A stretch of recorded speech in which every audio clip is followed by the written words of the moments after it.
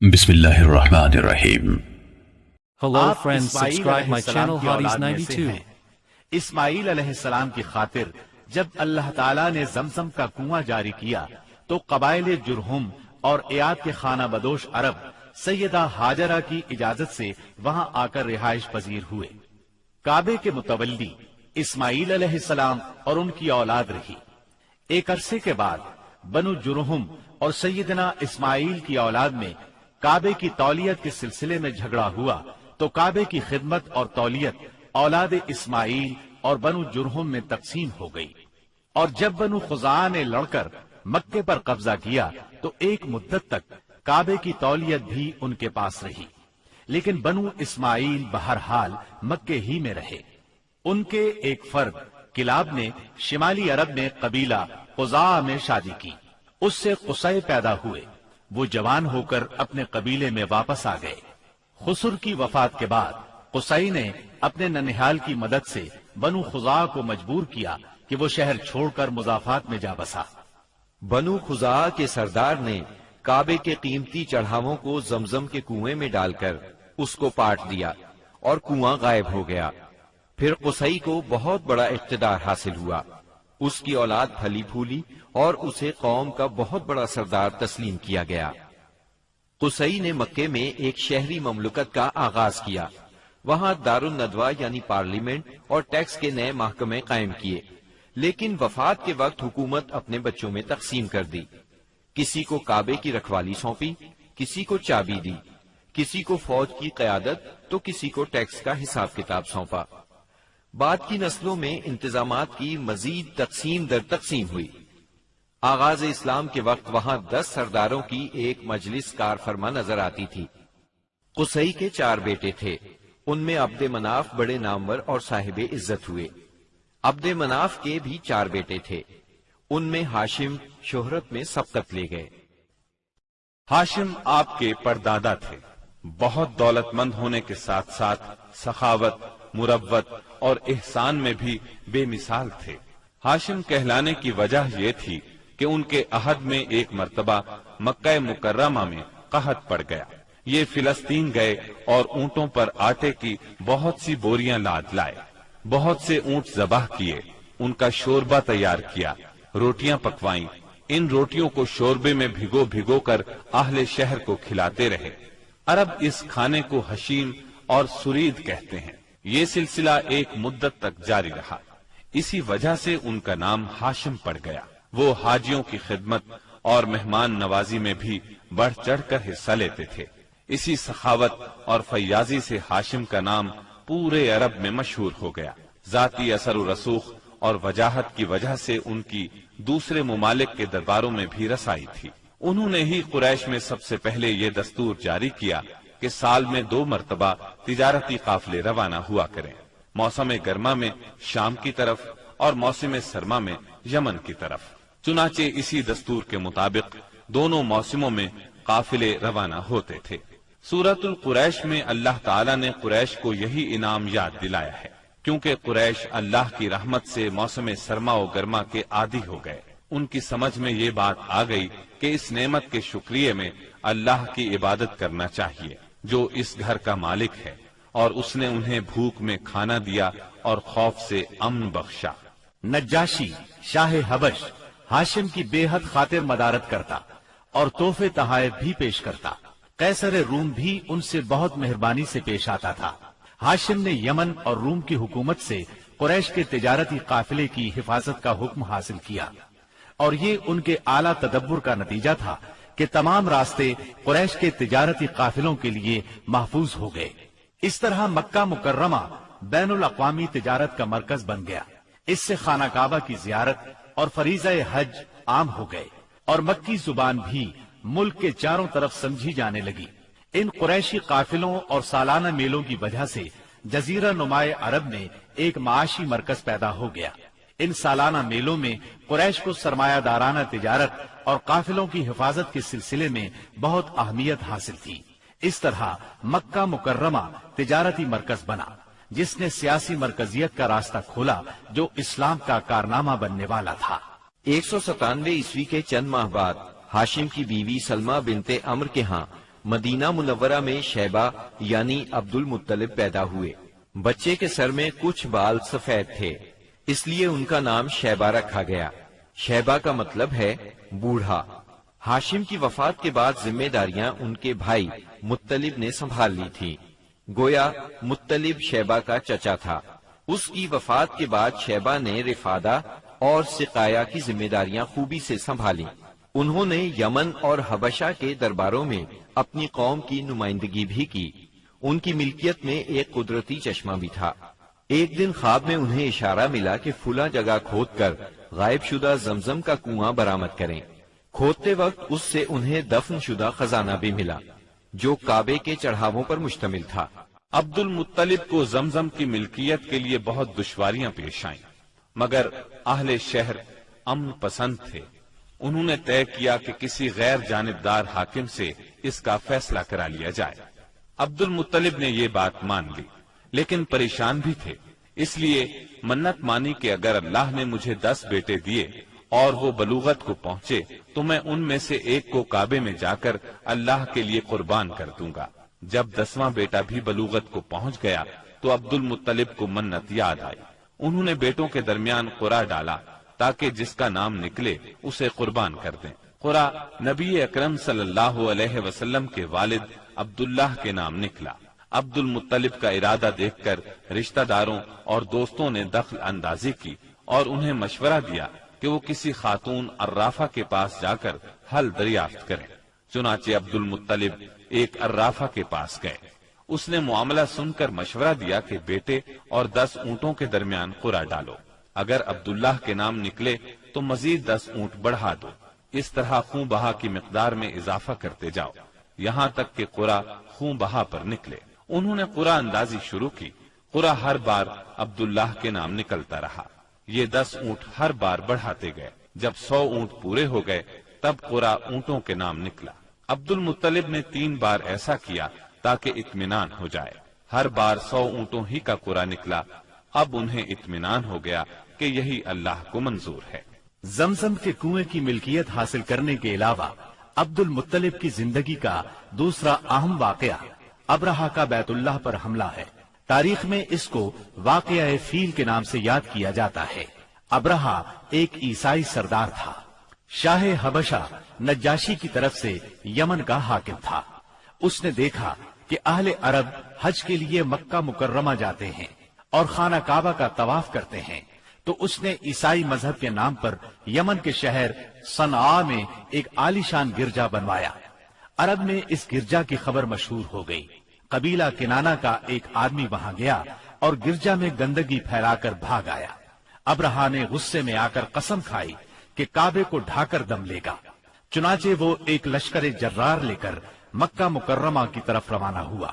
راستے میں عرب کے جس قبیلے نے بھی مزاحمت کی، ابرہہ نے اسے تہہ تیغ کر ڈالا، یہاں تک کہ وہ مکہ معظمہ کے قریب پہنچ گیا۔ وہاں کے لوگوں کو اپنے ارادے سے خبردار کرنے کے لیے اس نے اہل مکہ کے جانور پکڑ لیے۔ ان جانوروں میں عبد المطلب کے 200 اونٹ بھی تھے۔ عبد المطلب کو ابرہہ کی چڑھائی کی خبر ملی تو وہ خانہ کعبہ کی دیواروں سے لپٹ گئے اور رو پڑے۔ اللہ سے اپنے گھر کی حفاظت کی دعا کی۔ قریش کے چند سرداروں کو لے کر ابرہہ سے ملنے کے لیے گئے اور اس سے اپنے اونٹوں کی واپسی کا مطالبہ کیا۔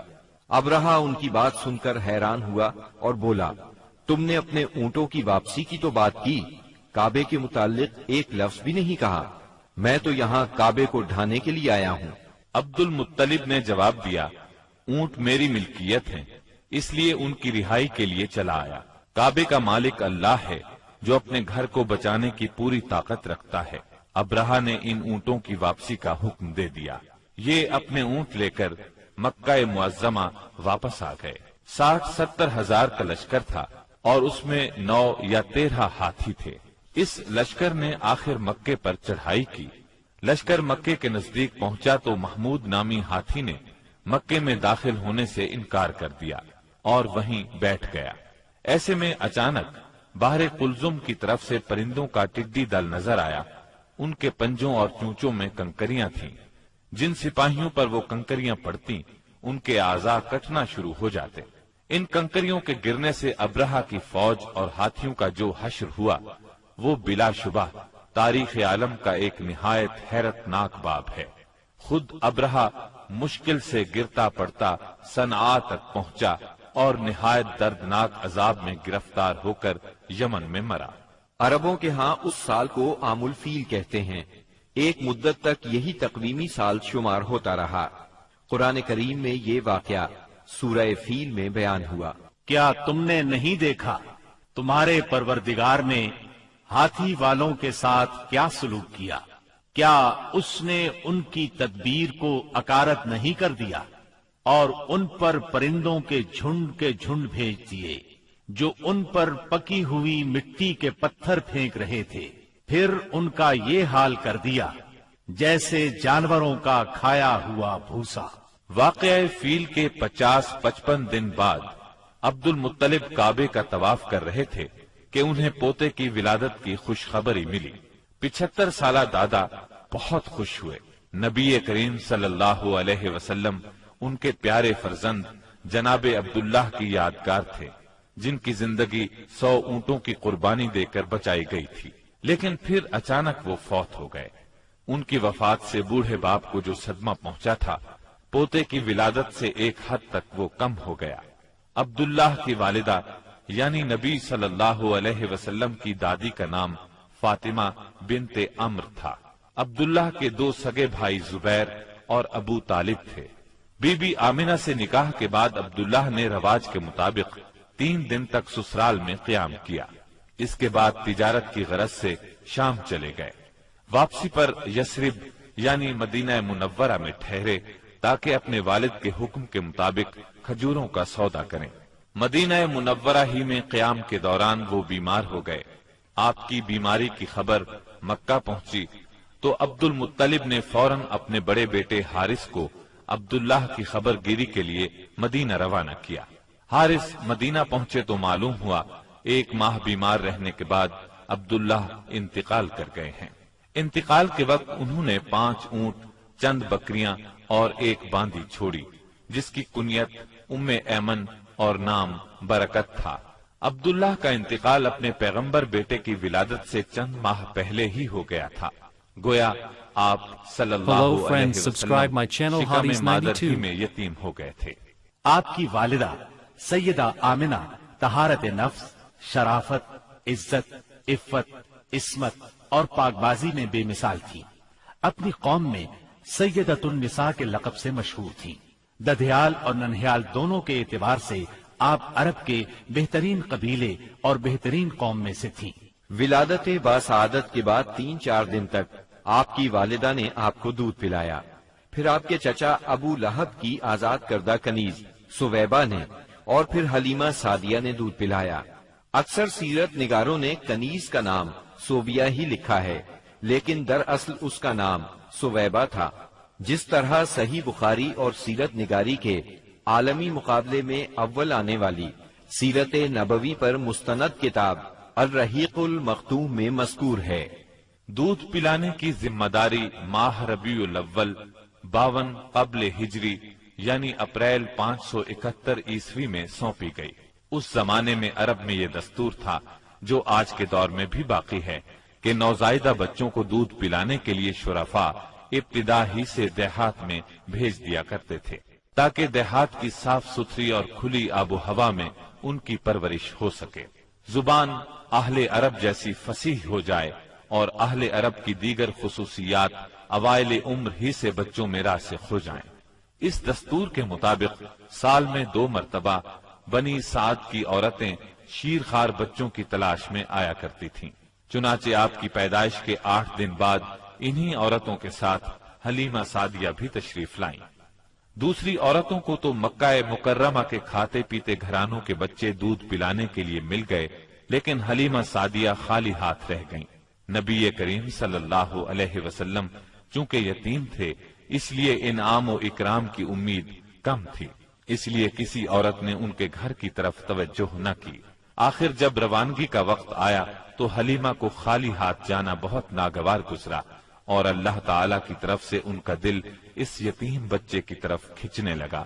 چنانچہ انہوں نے اپنے شوہر حارث سے جا کر کہا، اللہ کی قسم مجھے یہ اچھا نہیں لگتا کہ میری ساری سہیلیاں تو بچے لے کر جائیں اور میں اکیلی کوئی بچہ لیے بغیر جاؤں، میں جا کر اس یتیم بچے ہی کو لے لیتی ہوں۔ شوہر نے یہ سن کر کہا کوئی حرج نہیں، ممکن ہے اللہ ہمارے لیے اسی میں برکت عطا کر دے۔ اس کے بعد انہوں نے جا کر بچے کو لے لیا۔ قافلہ روانہ ہوا، سب سوار ہو کر چل پڑے۔ حلیمہ سعدیہ بھی آپ کو لے کر چلی۔ حلیمہ کی اونٹنی دبلی پتلی، دیکھنے میں مریل اور چلنے میں سب سے سست رفتار تھی، لیکن جو ہی حلیمہ سعدیہ آپ کو لے کر اس پر سوار ہوئیں، یکا یک وہ برق رفتار ہو گئی۔ باقی عورتوں نے اس منظر کو حیرت سے دیکھا کہ حلیمہ سعدیہ کی مریل اونٹنی ان کی طاقتور اور تیز رفتار اونٹنیوں سے آگے نکلی جا رہی تھی، اور پھر وہ ان سب کو پیچھے چھوڑ گئی۔ یہ تبدیلی دوسری عورتوں کے لیے کسی معجزے سے کم نہیں تھی۔ حلیمہ کے والد ابو زویب کا نام عبداللہ بن حارث تھا، وہ نبی صلی اللہ علیہ وسلم کے رضائی نانا ہوئے۔ حلیمہ کے شوہر کا نام حارث بن عبد العزا تھا، یہ دونوں ہی قبیلہ سعد بنی بکر بن حوازن سے تعلق رکھتے تھے۔ اسی طرح حارث کے بچے آپ کے رضائی بھائی بہن ہوئے۔ جب تک آپ صلی اللہ علیہ وسلم حلیمہ سعدیہ کے گھر رہے، ان کا گھر برکتوں سے مالا مال رہا۔ حلیمہ بیان کرتی ہیں کہ وہ جب آئی تھیں تو قحط سالی کا دور تھا۔ ان کے پاس ایک گدھی تھی جو اس قدر دبلی پتلی اور مریل تھی کہ پورے قافلے میں سب سے سست اور مریل چال چلتی تھی۔ ایک اونٹنی بھی تھی مگر وہ قطرہ دودھ کا نہیں دیتی تھی۔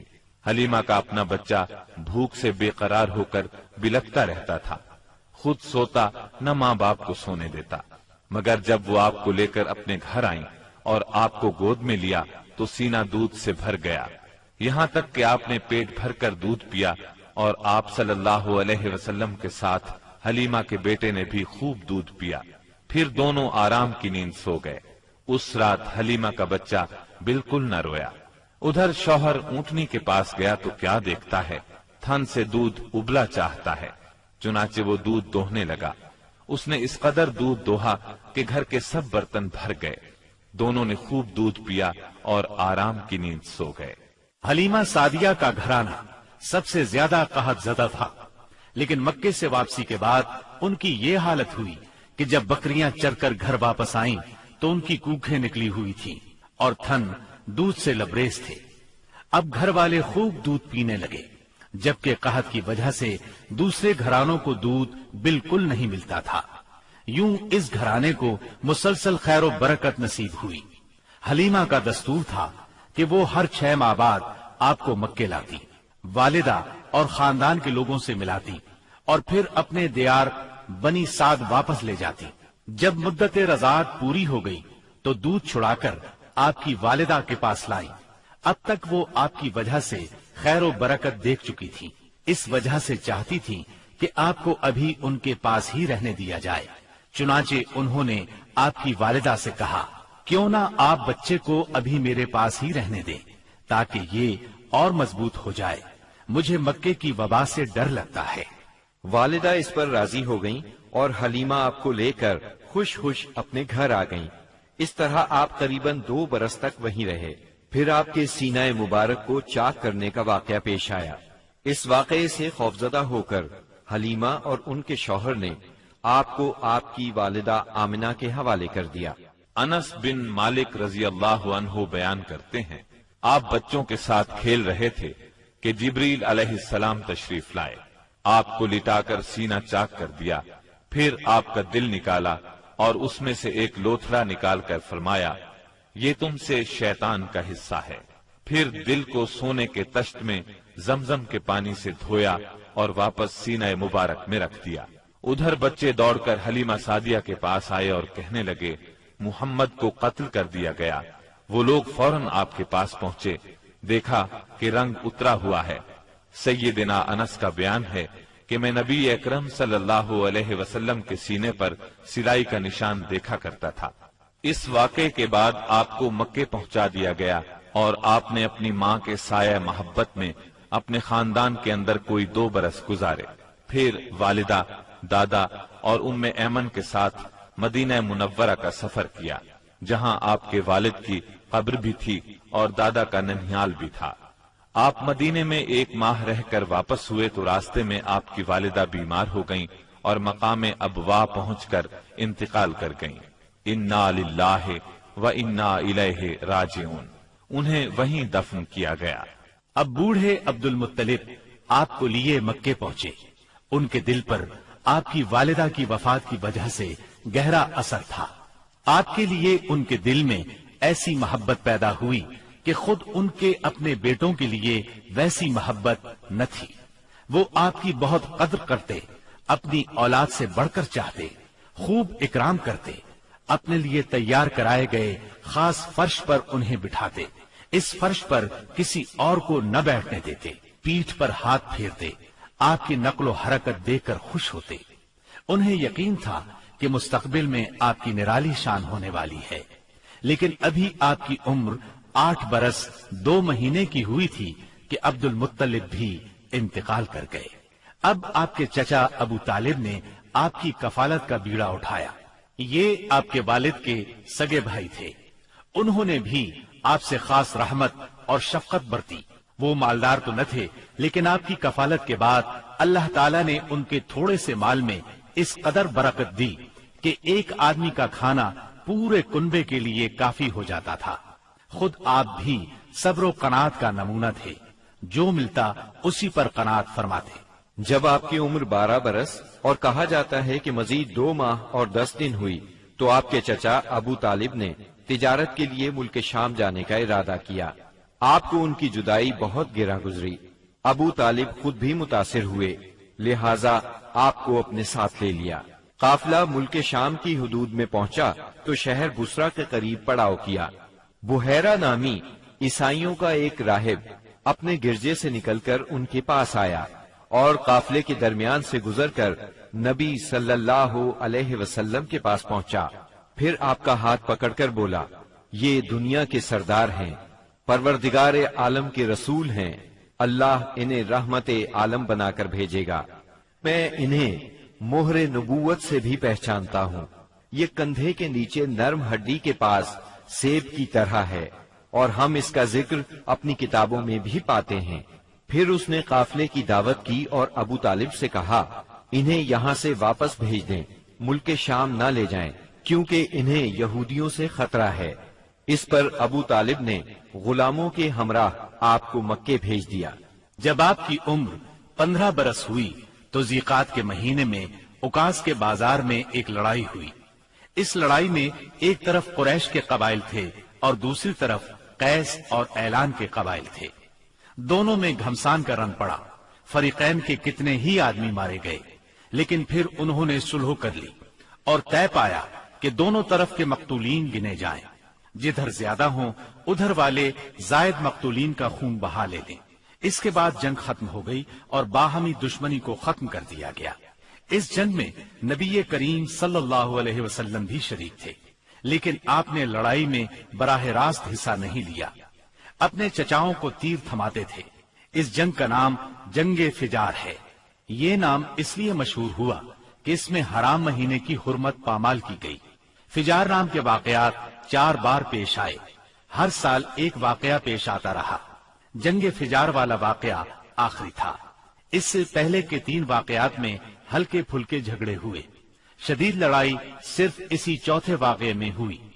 اس جنگ کے بعد ذیقعد ہی کے مہینے میں 5 قبائل کے درمیان ایک عہد نامہ طے پایا۔ اس عہد نامے کو حلف الفضول کہا جاتا ہے۔ ان قبائل کے نام یہ ہیں: بنو ہاشم، بنو مطلب، بنو اسد، بنی عبد العزا، بنو زہرہ اور بنو تیم۔ اس کی وجہ یہ ہوئی کہ یمن کا ایک آدمی اپنا سامان تجارت لے کر مکے آیا۔ عاص بن وائل نے اس سے وہ مال خرید لیا، لیکن قیمت ادا نہ کی۔ اس نے بنو عبد الدار، بنو مخزوم، بنو سہم اور بنو عدی سے فریاد کی، لیکن انہوں نے کوئی توجہ نہ دی۔ چنانچہ اس نے ابو قبیس کے پہاڑ پر چڑھ کر چند اشعار پڑھے، جن میں اپنی مظلومیت کا نقشہ کھینچا اور آواز لگائی کہ کوئی تو اس کا حق دلانے کے لیے اس کی مدد کرے۔ اس پر زبیر بن عبد المطلب نے دوڑ دھوپ کی، لہٰذا اس قبیلے کے افراد بنو تیم کے سردار عبداللہ بن جدعان کے گھر میں جمع ہوئے اور آپس میں عہد و پیمان کیا کہ مکے میں جو بھی مظلوم نظر آئے، خواہ مکے کا رہنے والا ہو یا کسی اور جگہ کا، یہ سب اس کی حمایت میں اٹھ کھڑے ہوں گے۔ انہوں نے عاص بن وائل سے بھی اس کا حق لے کر اس کے حوالے کیا۔ اس عہد و پیمان میں آپ بھی اپنے چچاؤں کے ساتھ تھے۔ نبوت سے سرفراز ہونے کے بعد آپ فرمایا کرتے تھے، میں عبداللہ بن جدعان کے مکان پر ایک ایسے معاہدے میں شریک ہوا کہ مجھے اس کے بدلے سرخ اونٹ بھی پسند نہیں، اور اگر میں اس کے لیے اسلام کے دور میں بلایا جاتا تو ضرور جاتا۔ نبی اکرم صلی اللہ علیہ وسلم یتیم پیدا ہوئے اور اپنے دادا پھر چچا کی کفالت میں رہے۔ والد سے وراثت میں جو کچھ ملا تھا اس سے کچھ نہیں ہو سکتا تھا، چنانچہ جو ہی آپ ہلکے پھلکے کام کرنے کے لائق ہوئے، اپنے رضائی بھائیوں کے ساتھ دیار بنی سعد میں بکریاں چرانے لگے۔ پھر جب مکہ معظمہ آئے تو وہاں بھی چند قیرات کے عوض اہل مکہ کی بکریاں چرائیں۔ قیرات 1 دینار کا 20واں یا 24واں حصہ ہوتا ہے، جس کی قیمت اس زمانے میں بمشکل 80-90 روپے سمجھ لیں۔ کم عمری میں بکریاں چرانا انبیاء کی سنت ہے۔ ایک بار عہد نبوت میں آپ نے فرمایا، کوئی بھی نبی نہیں گزرا مگر اس نے بکریاں ضرور چرائیں۔ پھر جب آپ جوان ہو گئے تو تجارت شروع کی۔ بعض روایات کی روح سے آپ صائب بن ابی صائب کے ساتھ مل کر تجارت کرتے تھے۔ آپ تجارت میں بہترین ساتھی تھے، لین دین کے معاملے میں لڑتے جھگڑتے تھے، نہ بحث کرتے تھے۔ تمام معاملات میں آپ حد درجے امانت دار، سچے اور پرہیزگار مشہور تھے۔ زندگی کے سبھی میدانوں میں آپ کا یہی طریقہ تھا، اسی بنا پر آپ کا لقب ہی امین مشہور ہو گیا تھا۔ ان تمام وجوہات کی بنا پر آپ کی شہرت سن کر سیدہ خدیجہ نے آپ کو تجارت کے لیے اپنے مال کی پیشکش کی۔ وہ عزت اور مال دونوں لحاظ سے قریش کی ایک معزز خاتون تھی، لوگوں کو اجرت دے کر اپنا مال تجارت کے لیے بھیجا کرتی تھی۔ اس پیشکش کے ساتھ انہوں نے یہ بھی کہا کہ وہ آپ کو سب سے اچھی اجرت دیں گی۔ چنانچہ آپ نے ان کے غلام میسرہ کے ساتھ شام کا سفر کیا، وہاں خرید و فروخت کی۔ اس خرید و فروخت میں بہت زیادہ نفع ہوا، اس قدر برکت ہوئی کہ پہلے کبھی اتنا منافع نہیں ہوا تھا۔ شام سے آپ مکہ واپس آئے اور سیدہ کی امانت انہیں سونپی۔ سیدہ خدیجہ نے امانت اور برکت کا یہ حال دیکھا تو حیرت زدہ رہ گئیں۔ ادھر میسرہ نے بھی آپ کی باتیں انہیں بتائیں۔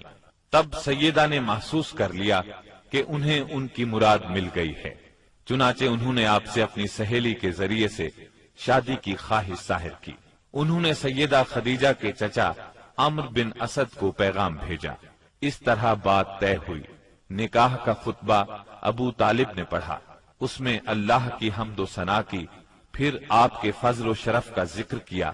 اس کے بعد ایجاب و قبول کے الفاظ کہے اور مہر بیان کیا۔ یہ ملک شام کے سفر سے واپسی کے 2 مہینے اور چند دن بعد کی بات ہے۔ اس وقت آپ کی عمر 25 سال تھی اور سیدہ خدیجہ کی عمر 40 سال تھی۔ سیدہ خدیجہ کی شادی پہلے عتیق بن عائز مخزومی سے ہوئی تھی، وہ انتقال کر گیا تو ابو حالہ تیمی سے ہوئی، اس سے ایک بچہ بھی ہوا، مگر پھر ابو حالہ بھی فوت ہو گیا۔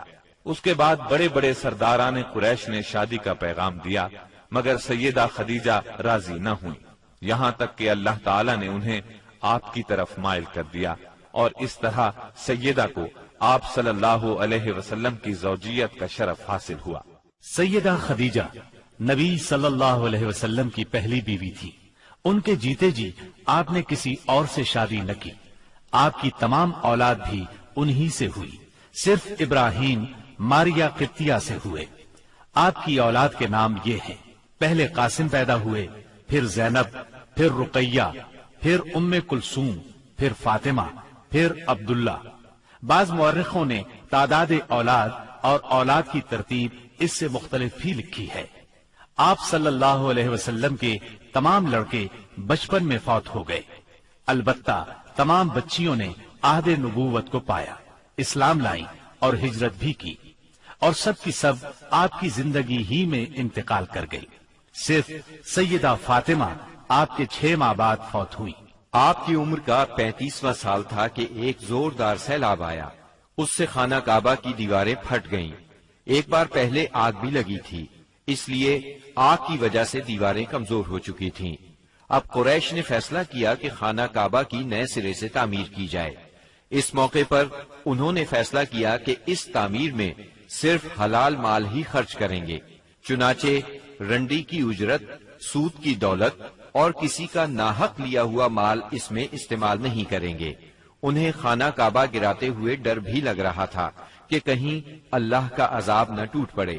آخر کار ولید بن مغیرہ نے یہ کہہ کر ڈھانا شروع کر دیا کہ اللہ مصلحین کو ہلاک نہیں کرتا۔ جب لوگوں نے دیکھا کہ اسے کچھ نہیں ہوا تو وہ بھی اس کام میں شریک ہو گئے اور سیدنا ابراہیم علیہ السلام والی بنیاد تک خانہ کعبہ گرا ڈالا۔ اس کے بعد تعمیر شروع کی۔ تعمیر کے لیے ہر قبیلے کا الگ الگ حصہ مقرر تھا۔ معززین اپنے کاندھوں پر پتھر لاتے اور ڈھیر لگاتے۔ نبی کریم صلی اللہ علیہ وسلم اور آپ کے چچا عباس بھی پتھر ڈھو رہے تھے۔ تعمیر کا کام باقوم نامی ایک رومی معمار کر رہا تھا۔ مال چونکہ اس قدر جمع نہ ہو سکا تھا کہ سیدنا ابراہیم علیہ السلام والی بنیادوں پر تعمیر مکمل کی جا سکتی، اس لیے شمال کی طرف سے قریباً 6 ہاتھ چھوڑ کر اس پر ایک چھوٹی سی دیوار اٹھا دی گئی تاکہ علامت باقی رہے کہ یہ بھی خانہ کعبہ کا حصہ ہے۔ اس کو ہجر اور حتیم کہتے ہیں۔ جب دیوار حجر اسود تک اٹھ گئی تو ہر سردار نے چاہا حجر اسود کو اس کی جگہ رکھنے کا شرف اسے حاصل ہو۔ اس پر سخت جھگڑا اٹھ کھڑا ہوا جو 4-5 روز تک جاری رہا۔ کسی طرح فیصلہ نہ ہو پایا کہ حجر اسود کون رکھے گا، اور قریب تھا کہ حرم میں خون ریزی ہو جائے، لیکن ابو امیہ کی ایک تجویز سب نے منظور کر لی۔ ابو امیہ سب سے زیادہ عمر رسیدہ تھا۔ اس نے کہا، میری تجویز یہ ہے کہ کل صبح مسجد حرام کے دروازے سے جو شخص سب سے پہلے داخل ہو اس سے فیصلہ کرا لیا جائے، یعنی وہ جس کے حق میں فیصلہ دے دے حجر اسود وہی اس کی جگہ پر رکھے گا۔ دوسرے دن صبح سویرے جو شخص سب سے پہلے داخل ہوا وہ نبی اکرم صلی اللہ علیہ وسلم تھے۔ قریش آپ کو دیکھتے ہی بول پڑے، هذا الامین رضینا هذا محمد، یہ تو محمد ہیں جو کہ امین ہیں، ہم ان سے راضی ہیں۔ پھر آپ ان کے نزدیک پہنچے تو آپ کو تفصیل سنائی گئی۔ آپ نے اس مسئلے کا حل یہ نکالا کہ ایک چادر لی، اس میں حجر اسود کو رکھا اور سب سرداروں سے کہا اس چادر کو سب لوگ کناروں سے پکڑ کر اٹھائیں۔ سب نے ایسا ہی کیا۔ جب چادر حجر اسود کی جگہ پہنچ گئی تو آپ نے اپنے مبارک ہاتھوں سے حجر اسود کو اس کی جگہ پر رکھ دیا۔ یہ اس قدر عمدہ فیصلہ تھا کہ سب خوش ہو گئے۔ نبی کریم صلی اللہ علیہ وسلم بچپن ہی سے عقل سلیم کے مالک تھے، پاک دامن تھے، بھرپور قوت کے مالک تھے۔ جوانی اور پختگی کا زمانہ آیا تو آپ کی خوبیاں اور زیادہ نکھر کر سامنے آئیں۔ آپ درست سوچ، صحیح نظر، بہترین اخلاق اور عمدہ عادات کا سب سے بلند نمونہ تھے۔ سچائی اور امانت، صبر و شکر، حیا اور وفا، خیر خواہی اور تواضع سبھی میں ممتاز تھے۔ بھلائی اور احسان میں آپ کا کوئی ثانی نہیں تھا۔ ابو طالب نے کیا خوب کہا ہے، وہ گورے مکھڑے والا جس کی برکت سے ابر رحمت برستا ہے، وہ یتیموں کا سہارا اور بیواؤں کا نگہبان ہے۔ آپ بہت صلہ رحمی کرنے والے تھے، لوگوں کا بوجھ اپنے سر لیتے تھے، کنگال کی ایسی مدد فرماتے کہ مالدار ہو جاتا یا روزگار سے لگ جاتا، مہمان کی مہمانی کرتے اور مصیبت کے مارے ہوں سے تعاون فرماتے۔ اللہ تعالیٰ نے آپ کی حفاظت اور نگہبانی کا خاص انتظام فرمایا تھا اور قوم کے اندر پھیلی ہوئی خرافات اور برائیوں کے خلاف آپ کے دل میں نفرت ڈالتی تھی۔ چنانچہ آپ بتوں کی عید پر حاضر ہوتے، نہ شرک کے میلوں میں جاتے اور نہ آپ آستانوں یا غیر اللہ کے نام پر ذبح کیا ہوا جانور کھاتے، نہ بتوں ہی کو چھوتے اور نہ ان سے تقرب حاصل کرتے تھے۔ لات اور عزا کی قسم تو سننا بھی گوارا نہ فرماتے۔ شراب نوشی اور کھیل کود کی مجلسوں سے آپ انتہائی دور تھے۔ ایسی کسی مجلس میں آپ نے کبھی شرکت نہ فرمائی جبکہ یہی مجلس جوانوں کی تفریح اور دوستوں سے ملاقات کے مقامات تھی۔ اللہ نے آپ کو خلوت پسندی عطا فرمائی تھی۔ عربوں کی جہالت اور گناہ آلود زندگی نے آپ کو افسردہ اور غمگین بنا دیا تھا۔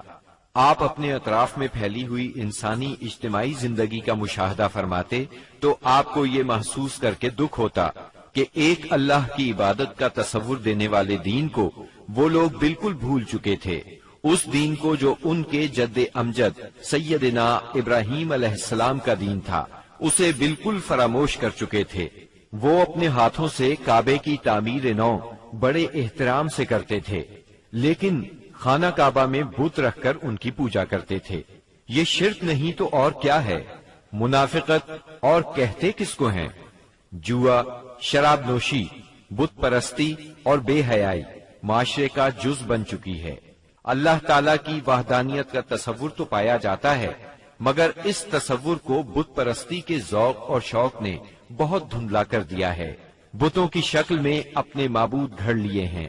ہر قبیلے اور ہر خاندان کا ایک پسندیدہ بت ہے، اور کعبے میں 360 بت رکھے ہوئے ہیں۔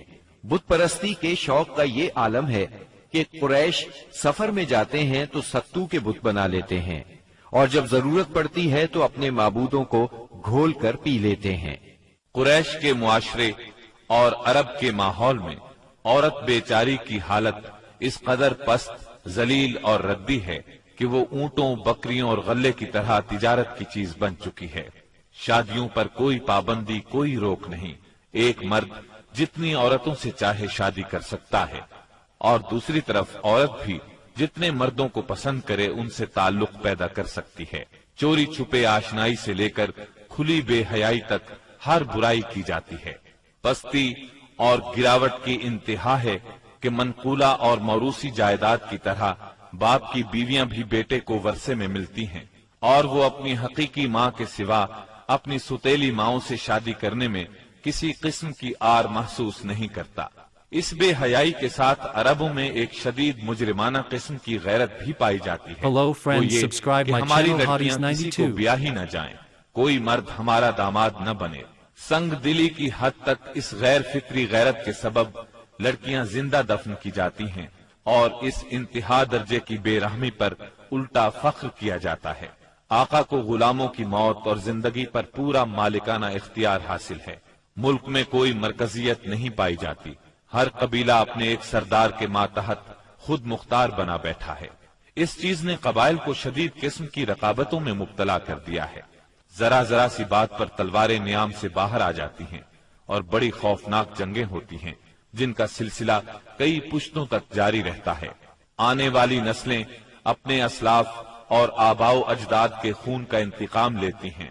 گھڑ دوڑ میں گھوڑا دوڑانے پر جھگڑا، کھیتوں میں بکریاں چرانے پر لڑائی، اور چشموں سے پانی بھرنے پر خونریزی کرتے ہیں۔ اپنے دشمنوں کو قتل کر کے ان کی کھوپڑیوں میں شراب پیتے ہیں۔ عرب قوم جاہل ہے، لکھنا پڑھنا نہیں جانتی، مگر انہیں اپنی شاعری اور زباندانی پر اتنا گھمنڈ اور غرور ہے کہ ساری دنیا کو اپنی فصاحت اور شاعری کے مقابلے میں گنگا خیال کرتے ہیں۔ توہم پرستی انتہا کو پہنچی ہوئی ہے۔ ذرا ذرا سی بات پر فال نکالتے ہیں، پانسے پھینکتے ہیں۔ ہر طرف کہانت کا زور ہے۔ کاہنوں سے اپنی تقدیر اور مستقبل کے بارے میں پوچھتے ہیں۔ عرب کے باشندے اس آدمی کو قابل عزت اور شریف سمجھتے ہیں جس کے پاس بہت زیادہ اونٹ، بکریاں اور کھجور کے باغات ہوں، بہت سی دولت ہو، غلام ہو، کنیزیں ہوں۔ نیکی، پرہیزگاری اور شرافت کا تصور ہی ان کے ذہنوں سے نکل چکا ہے۔ یہی وہ دور ہے جس کو دور جہالت کہا جاتا ہے۔ عرب کے معاشرے کی برائیوں نے ان کی فطری صلاحیتوں کو دبا دیا ہے، مثلا شجاعت، حریت، عہد کی پابندی، مہمان نوازی، جفاکشی، فصاحت اور زباندانی، خود اعتمادی اور کسی کی مدد کے بغیر اپنی حفاظت خود کرنے کا جذبہ۔ ان تمام خوبیوں سے عرب آشنا ہیں، لیکن ان کی یہ خصوصیات صحیح رہنمائی نہ ہونے کی وجہ سے غلط راہوں پر پڑ گئی تھی اور ان کا بے جا استعمال ہو رہا تھا۔ ملک میں بعض ایسے قبائل بھی پائے جاتے تھے جو خانہ بدوش تھے۔ جہاں پانی کا چشمہ، سبزہ اور کھجوروں کے جھنڈ نظر آئے وہیں ڈیرے ڈال دیے، اور جب یہاں سے جی اکتا گیا تو اپنا مختصر سا سامان اونٹوں پر لاد کر وہاں سے چل دیے۔ یہ تھے عرب کے افسوسناک حالات، لیکن یہ یہاں تک محدود نہیں تھے۔ اس زمانے میں دنیا کے گوشے گوشے میں ایسی ہی پستی پائی جاتی تھی۔ کہیں آگ کی پوجا ہوتی تھی، کہیں محبت اور نفرت کے دیوتاؤں کے آگے سر جھکائے جاتے تھے۔ غرض اللہ تعالی کے سوا اس کی ساری مخلوق کی عبادت ہو رہی تھی۔ حد یہ ہے کہ سانپ، درخت اور بندر تک معبود بنے ہوئے تھے۔ پتھر، جانور، چاند، سورج اور ستارے، یہاں تک کہ زمین پر رینگنے والے کیڑوں تک کی پرستش نے ساری دنیا کو شرک کا گڑھ بنا دیا تھا۔ ہر طرف جہالت کا اندھیرا اور شرک و کفر کی تاریکیاں چھائی ہوئی تھیں۔ ان سب میں صراط مستقیم گم ہو کر رہ گیا تھا۔ اہل عرب کی حالت زار پر کڑنے کے علاوہ آپ اپنی خلوت و تنہائی میں زندگی اور کائنات کے رازوں پر بھی غور و فکر کیا کرتے تھے اور سوچا کرتے تھے کہ زندگی کیا ہے، کائنات کیا ہے، یہ چاند، سورج، ستارے کیوں کر بنے، کائنات کیوں تخلیق کی گئی، کس نے کی، زندگی کا ظہور کب ہوا، کیسے ہوا۔ یہ وہ دن تھے جب آپ تنہائی میں غور و فکر کی ضرورت کے ساتھ ساتھ عبادت کو بھی لازمی سمجھتے تھے۔ عبادت آپ کی روح کی ضرورت تھی، لہذا آپ رمضان بھر غار ہرا میں قیام فرماتے، آنے جانے والے مسکینوں کو کھانا کھلاتے اور بقیہ اوقات اللہ تعالیٰ کی عبادت میں گزار دیتے۔ غار ہرا مکہ مکرمہ کے مشرق میں خانہ کعبہ سے کوئی 3 میل دور جبل النور کی چوٹی پر واقع ہے۔ خلوت اور گوشہ تنہائی کی تلاش میں آپ غار ہرا پہنچے۔ یہ چونکہ کعبہ کے سامنے تھا اور وہاں کامل تنہائی اور یکسوئی تھی، اسی لیے آپ کو بہت پسند آیا۔ رمضان کا مہینہ اور پیر کا دن تھا۔ آپ غار ہرا کے اندر ذکر الہی اور عبادت میں مشغول تھے کہ یکایک جبریل علیہ السلام نازل ہوئے اور آپ کو وحی اور نبوت سے نوازا۔ سیدہ عائشہ رضی اللہ عنہا فرماتی ہیں، رسول اللہ صلی اللہ علیہ وسلم پر وحی کا آغاز نیند میں اچھے خواب سے ہوا۔ آپ جو خواب دیکھتے وہ سفیدہ سحر کی طرح نمودار ہوتا۔ پھر آپ کو تنہائی پسند آنے لگی، چنانچہ آپ غار ہرا میں خلوت فرمانے لگے اور کئی رات گھر آئے بغیر عبادت کرتے اور اس عرصے کے لیے توشہ بھی ساتھ لے جاتے۔ پھر سیدہ خدیجہ رضی اللہ عنہا کے پاس تشریف لاتے اور اتنی مدت کے لیے پھر توشہ لے جاتے، یہاں تک کہ آپ غار ہرا میں تھے کہ آپ کے پاس حق آ گیا، یعنی فرشتہ آپ کے پاس آیا اور کہا اقرا، یعنی پڑھیے۔ آپ نے فرمایا میں پڑھنا نہیں جانتا۔ رسول اللہ صلی اللہ علیہ وسلم فرماتے ہیں کہ اس پر اس نے مجھے پکڑ لیا اور اس زور سے دبوچا کہ مجھے چور کر ڈالا اور پھر مجھے چھوڑ کر کہا اقرا، یعنی پڑھیے۔ میں نے پھر کہا میں پڑھنا نہیں جانتا۔ اس نے پھر مجھے پکڑ کر دبوچا اور چور کر ڈالا، پھر چھوڑ کر کہا اقرا، پڑھیے۔ میں نے پھر کہا میں پڑھا ہوا نہیں ہوں۔ اب اس نے تیسری بار دبوچا اور کہا پڑھ اپنے اس پروردگار کے نام سے جس نے پیدا کیا، انسان کو لوتھڑے سے پیدا کیا۔ پڑھ تیرا رب بڑا کریم ہے جس نے قلم کے ذریعے سے علم دیا، انسان کو وہ بات سکھائی جسے وہ جانتا نہ تھا۔ اب آپ نے یہ آیات پڑھ دیں، پھر آپ ان آیات کو لے کر واپس آئے۔ آپ کا دل کانپ رہا تھا۔ آپ نے سیدہ خدیجہ رضی اللہ عنہا کے پاس پہنچ کر فرمایا مجھے چادر اڑا دو، مجھے چادر اڑا دو۔ انہوں نے چادر اڑا دی، یہاں تک کہ دہشت جاتی رہی۔ پھر آپ نے سیدہ خدیجہ کو واقعہ سنایا اور فرمایا مجھے اپنی جان کا خوف ہے۔ انہوں نے کہا اللہ کی قسم ایسا ہرگز نہیں ہو سکتا، اللہ آپ کو کبھی رسوا نہیں کرے گا۔ آپ صلہ رحمی کرتے ہیں، بے سہاروں کا بوجھ اٹھاتے ہیں، خالی ہاتھ لوگوں کی مدد کرتے ہیں، مہمان کی مہمانی کرتے ہیں اور حق کے سلسلے میں پیش آنے والے مصائب میں مدد کرتے ہیں۔ اس کے بعد سیدہ خدیجہ آپ کو اپنے چچا زاد بھائی ورقہ بن نوفل کے پاس لے گئیں۔ یہ جاہلیت کے دور میں عیسائی ہو گئے تھے، عبرانی لکھنا پڑھنا جانتے تھے اور عبرانی میں انجیل لکھتے تھے۔ اس وقت بوڑھے اور نابینا ہو چکے تھے۔ سیدہ خدیجہ رضی اللہ عنہا نے ان سے کہا بھائی جان آپ اپنے بھتیجے کی بات سنیں ورقہ بن نوفل نے کہا، بھتیجے کہو تم کیا کہتے ہو؟ آپ نے جو کچھ دیکھا تھا بیان کر دیا۔ اس پر ورقہ بولے، یہ تو وہی فرشتہ ہے جو موسیٰ علیہ السلام پر نازل ہوا تھا، کاش میں اس وقت زندہ ہوتا جب آپ کی قوم آپ کو نکال دے گی۔ آپ نے حیران ہو کر فرمایا، میری قوم مجھے نکال دے گی؟ ورقہ بن نوفل بولے، ہاں، کوئی ایسا آدمی نہیں جو تم جیسا پیغام لایا ہو اور اس سے دشمنی نہ کی گئی ہو، اور اگر میں اس وقت تک زندہ رہا تو تمہاری زبردست مدد کروں گا۔ لیکن اس کے بعد جلد ہی ورقہ بن نوفل فوت ہو گئے اور ادھر وحی کا سلسلہ رک گیا۔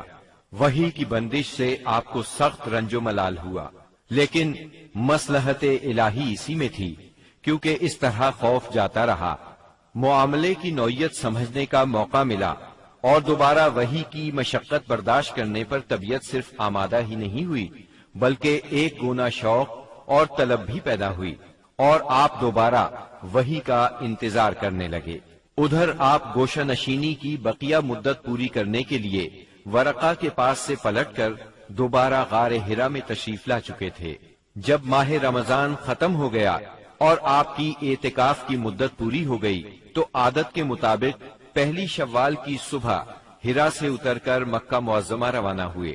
نبی کریم صلی اللہ علیہ وسلم ارشاد فرماتے ہیں، میں پہاڑ سے اتر کر میدان میں پہنچا تو مجھے پکارا گیا، میں نے دائیں دیکھا، کچھ دکھائی نہ دیا، بائیں دیکھا تو بھی کچھ دکھائی نہ دیا، سامنے دیکھا تو بھی کچھ دکھائی نہ دیا، پھر پیچھے دیکھا تو وہاں بھی کچھ نظر نہ آیا۔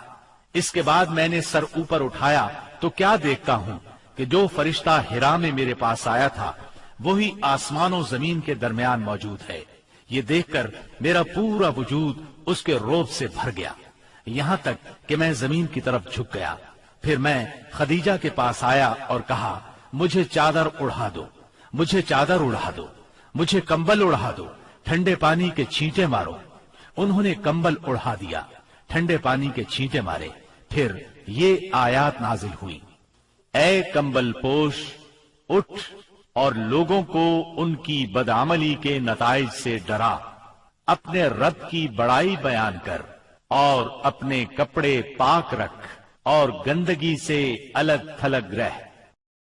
بعثت نبوی کے ابتدائی 3 برسوں میں آپ چپکے تبلیغ کرتے رہے۔ اس دوران میں سیدنا ارقم رضی اللہ عنہ کا گھر اسلامی تحریک کا مرکز بنا۔ یہ گھر کوہ صفا کے دامن میں واقع تھا۔ نمازیں گھروں کے اندر اور پہاڑوں کی گھاٹیوں میں پڑھی جاتی رہیں۔ اس تبلیغ کے ذریعے سے چراغ جلتا رہا۔ آپ نے سب سے پہلے ان لوگوں کو تبلیغ فرمائی جن کے آپ کے ساتھ تعلقات تھے۔ آپ کو اپنے ان قریبی ساتھیوں کی طرف سے مایوسی کا سامنا نہیں کرنا پڑا۔ عورتوں میں آپ کی زوجہ سیدہ خدیجہ رضی اللہ عنہا، غلاموں میں زید بن حارثہ رضی اللہ عنہ، مردوں میں سیدنا ابو بکر صدیق رضی اللہ عنہ، اور لڑکوں میں سیدنا علی رضی اللہ عنہ نے سب سے پہلے اسلام قبول کیا۔ خفیہ دعوت و تبلیغ کا یہ سلسلہ قریباً 3 سال تک جاری رہا۔ اس عرصے میں جن حضرات نے اسلام قبول کیا ان کے نام یہ ہیں: بلال بن رباح، Hello Usman friends, bin subscribe Affan, my channel Hadis زبیر بن 92. عوام، عبد الرحمن بن عوف، طلحہ بن عبید اللہ، سعد بن ابی وقاص، عمرو بن انبسہ، خالد بن سعد بن عاص، عمار بن یاسر، خباب بن ارت، ابو عبیدہ بن جراح، سعید بن زید، جعفر بن ابی طالب، عبداللہ بن مسعود، ابو سلمہ، عثمان بن مظعون، سہیب رومی اور ارقم رضی اللہ عنہم۔ مجموعی طور پر قریباً 40 افراد نے اسلام قبول کیا۔ ان حضرات کو السابقون الاولون کہا گیا۔ اس خاموش تبلیغ کے نتیجے میں 40 افراد نے اسلام قبول کیا۔ اس طرح اسلام کی بنیاد مضبوط ہو گئی۔ تب اللہ کا حکم آیا، اے کمبل لپیٹ کر لیٹنے والے، اٹھو اور خبردار کرو، اپنے رب کی بڑائی کا اعلان کرو۔ یہ سورہ مدثر کی پہلی 2 آیات کا ترجمہ ہے۔ ان میں نبی صلی اللہ علیہ وسلم کو اس عظیم اور جلیل کام کے لیے اٹھنے اور نیند کی چادر پوشی اور بستر کی گرمی سے نکل کر جہاد، کوشش اور مشقت کے میدان میں آنے کے لیے کہا گیا۔ اے چادر پوش اٹھ اور ڈرا۔ گویا کہا جا رہا ہے جسے اپنے لیے جینا ہے وہ تو راحت کی زندگی گزار سکتا ہے، لیکن آپ جو اس زبردست بوجھ کو اٹھا رہے ہیں تو آپ کو نیند سے کیا تعلق، آپ کو راحت سے کیا سروکار، آپ کو گرم بستر سے کیا مطلب، پرسکون زندگی سے کیا نسبت، راحت بخش ساز و سامان سے کیا واسطہ۔ آپ اٹھ جائیے اس عظیم کام کے لیے جو آپ کا منتظر ہے، اس بھاری بوجھ کے لیے جو آپ کے لیے تیار ہے۔ اٹھ جائیے جد و جہد اور مشقت کے لیے، تکان اور محنت کے لیے اٹھ جائیے کہ اب نیند اور راحت کا وقت گزر چکا، اب آج سے مسلسل بیداری ہے، طویل اور مشقت سے لبریز جہاد ہے۔ اٹھ جائیے اس کام کے لیے، مستعد اور تیار ہو جائیے۔ یہ بڑا عظیم اور پرہیبت حکم ہے۔ اس نے نبی صلی اللہ علیہ وسلم کو پرسکون گھر، گرم آغوش اور نرم بستر سے کھینچ کر تند طوفانوں اور تیز جھکڑوں کے درمیان انتہائی گہرے سمندر میں لا کھڑا کیا، لوگوں کے ضمیر اور زندگی کے حقائق کی کشاکشی کے درمیان پہنچا دیا۔ پھر رسول اللہ صلی اللہ علیہ وسلم اٹھ گئے اور قریباً 20 سال تک اٹھے رہے۔ آپ نے اپنا چین، سکون اور آرام چھوڑ دیا، زندگی اپنے لیے نہ رہی، اہل و عیال کی نہ رہی۔ آپ اٹھے تو پھر اٹھے ہی رہے، کام اللہ کی طرف دعوت دینا تھا۔ آپ نے یہ کمر توڑ بار گراں اپنے کندھوں پر کسی دباؤ کے بغیر اٹھا لیا۔ یہ بوجھ تھا، اس روئے زمین پر امانت کبریٰ کا بوجھ، ساری انسانیت کا بوجھ، سارے عقیدے کا بوجھ، میدانوں میں جہاد اور دفاع کا بوجھ۔ آپ نے 20 سال سے زیادہ عرصے تک مسلسل اور ہمہ گیر مارکا آرائی میں زندگی بسر کی، اور اس پورے عرصے میں جب سے آپ نے وہ آسمانی ندا، اللہ کی آواز سنی اور یہ بھاری ذمہ داری پائی، آپ کو کوئی ایک حالت کسی دوسری حالت سے غافل نہ کر سکی۔ اللہ آپ کو ہماری طرف سے اور ساری انسانیت کی طرف سے بہترین اجر عطا فرمائے، آمین۔ پھر اللہ تعالی نے آپ کو حکم دیا، اے نبی، جس بات کا آپ کو حکم دیا گیا ہے اس کا صاف صاف اعلان کر دیجئے اور مشرکین سے رخ پھیر لیجئے۔ پھر مزید حکم ہوا، اور سب سے پہلے اپنے قریبی رشتہ داروں کو کفر اور شرک سے ڈرائیے، اور جو ایمان لے آئے اور آپ کی پیروی کرے اس کے ساتھ نرمی اور شفقت کا معاملہ فرمائیے۔ جب آپ کو عام دعوت دینے کا حکم دیا گیا اور یہ ہدایت نازل ہوئی کہ آپ اپنے قریب ترین عزیزوں کو سب سے پہلے اللہ کے عذاب سے ڈرائیں، تو آپ نے صبح سویرے کوہ صفا پر چڑھ کر بلند آواز سے پکارا، یا صباحا۔ عرب میں یہ صدا وہ شخص لگاتا تھا جو صبح کے جھٹپٹے میں کسی دشمن کو اپنے قبیلے پر حملہ کرنے کے لیے آتے دیکھ لیتا تھا۔ آپ کی یہ آواز سن کر لوگوں نے پوچھا، یہ کون پکار رہا ہے؟ بتایا گیا، یہ محمد کی آواز ہے۔ اس پر قریش کے تمام خاندانوں کے لوگ آپ کی طرف دوڑ پڑے۔ جو خود آ سکتا تھا وہ خود آیا، جو نہیں آ سکتا تھا اس نے اپنی طرف سے کسی کو بھیج دیا۔ جب سب لوگ جمع ہو گئے تو آپ نے قریش کے ایک ایک خاندان کا نام لے لے کر پکارا، اے بنی ہاشم، اے بنی عبد المطلب، اے بنی فہر، اگر میں تمہیں یہ بتاؤں کہ اس پہاڑ کے پیچھے ایک لشکر تم پر حملہ کرنے کے لیے تیار ہے تو کیا تم میری بات کو سچ مانو گے؟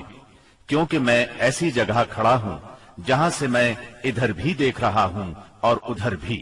سب نے یک زبان ہو کر کہا، ہم آپ کی بات فوراً مان لیں گے، ہم نے کبھی آپ کو جھوٹا نہیں پایا، ہم نے ہمیشہ آپ کو سچا ہی پایا ہے۔ تب آپ نے فرمایا، میں تمہیں ایک سخت عذاب سے پہلے خبردار کرنے کے لیے بھیجا گیا ہوں۔ آپ کا چچا ابو لہب بھی اس مجمع میں موجود تھا۔ وہ آپ کا خطاب سن کر سخت برہم ہوا، کہنے لگا، ستیہ ناس جائے تیرا، کیا اس لیے تو نے ہمیں جمع کیا ہے؟ ایک روایت میں یہ بھی ہے کہ اس نے پتھر اٹھایا تاکہ آپ کو کھینچ مارے۔ اس طرح مکے میں اعلانیہ تبلیغ کی ابتدا ہوئی، لوگ مسلمان ہونے لگے۔ مسلمان ہونے والوں میں زیادہ تر نوجوان لوگ تھے۔ اس طرح ان کے بڑوں کو بہت دکھ ہوا کہ ہماری اجازت اور مرضی کے بغیر یہ کیوں پرانے قومی دین سے پھر گئے۔ ان لوگوں نے اپنے نو عمر رشتہ داروں کو طرح طرح سے اذیتیں دی، مارا پیٹا، بیڑیاں لگا کر قید کیا، چھت کے بغیر کمروں میں بند کیا، تپتی ریت پر ننگے بدن لٹایا، مگر یہ تمام اذیتیں بے اثر رہیں۔ ان لوگوں میں آزاد مرد اور عورتیں بھی تھیں، لونڈی اور غلام بھی تھے۔ لونڈیوں اور غلاموں کو ان کے آقاؤں نے شدید تکالیف پہنچائیں۔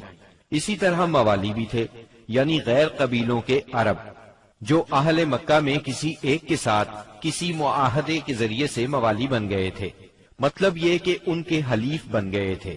ان میں سے ایک سیدنا عمار بن یاسر رضی اللہ عنہ کا خاندان بھی تھا۔ ان کے خاندان کو خاص طور پر ظلم کا نشانہ بنایا گیا۔ سیدنا یاسر رضی اللہ عنہ پر اتنا ظلم ڈھایا گیا کہ وہ شہید ہو گئے۔ سیدہ سمیہ رضی اللہ عنہا جو سیدنا عمار کی والدہ تھی، انہیں ابو جہل نے نیزہ مار کر شہید کر دیا۔ یہ اسلام میں پہلی شہید خاتون ہیں۔ جلد ہی قرآن کریم میں بت پرستی کے خلاف سخت آیات نازل ہوئیں۔ مثلا سورہ انبیاء کی آیت 98 میں ارشاد ہوا، بے شک تم اور وہ بت جن کو تم اللہ کے سوا پوجا کرتے ہو سب دوزخ کا ایندھن ہوں گے اور تم سب اس میں داخل ہو کر رہو گے۔ اس پر مشرکین کے ظلم و ستم میں اور شدت آ گئی۔ آپ کی ذات کے خلاف اور اسلام کے حلقے میں داخل ہونے والوں کے خلاف تیزی آ گئی۔ خاص طور پر ابو جہل اور ابو لہب نے انسانیت کی حدود پھلانگ ڈالی۔ علانیہ تبلیغ کے بعد نبی صلی اللہ علیہ وسلم نے حرم میں اس طریقے سے نماز شروع کر دی جو اللہ تعالیٰ نے آپ کو سکھایا تھا، اور یہی وہ چیز تھی جس سے قریش نے پہلی مرتبہ محسوس کیا کہ آپ کسی نئے دین کے دعوے دار ہیں۔ اس پر ابو جہل کی جاہلیت اور بھڑک اٹھی۔ اس نے آپ کو دھمکانا شروع کر دیا۔ آپ سے سخت لہجے میں کہا، حرم میں اس طریقے سے عبادت نہ کریں۔ پھر ابو جہل نے قریش کے لوگوں سے پوچھا، کیا محمد تمہارے سامنے زمین پر اس طرح اپنا منہ ٹکاتے ہیں؟ ان لوگوں نے کہا ہاں۔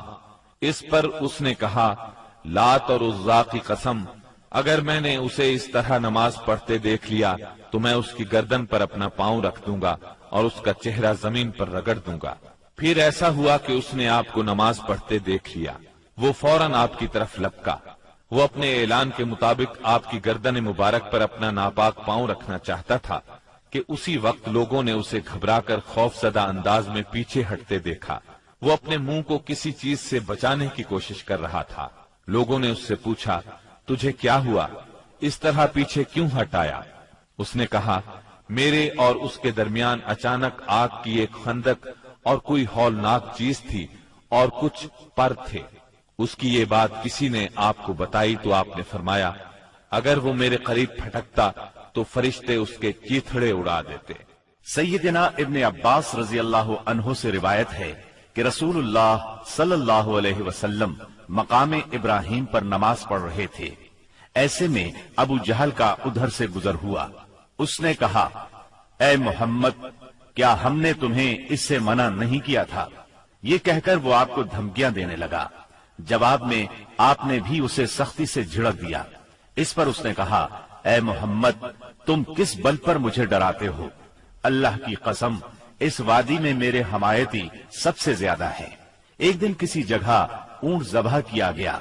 ابو جہل نے عقبہ بن ابی معیط کو بھیجا کہ جا کر اوجھری اٹھا لائے، اور جب آپ سجدے میں جائیں تو اس کو آپ کی پیٹھ پر رکھ دے۔ اس نے ایسا ہی کیا۔